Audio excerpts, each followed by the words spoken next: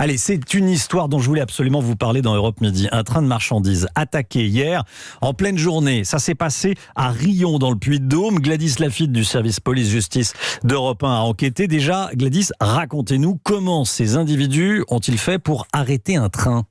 Eh bien, ils sont tout simplement montés dessus, ce qui est assez peu compliqué pour une équipe expérimentée, puisque ce genre de train de fret circule à vitesse très réduite. Et donc, une fois montés sur le train, les malfaiteurs ont déclenché le système d'arrêt depuis l'extérieur, ce qui nécessite déjà de savoir que cela est possible sans entrer à l'intérieur du train.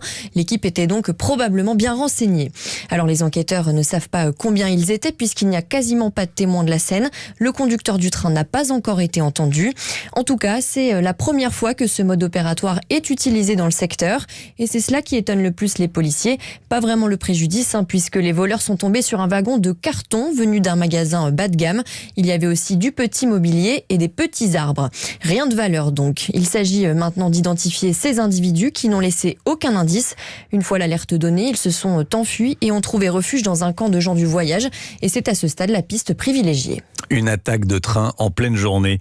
Voilà, c'était hier près de Clermont-Ferrand.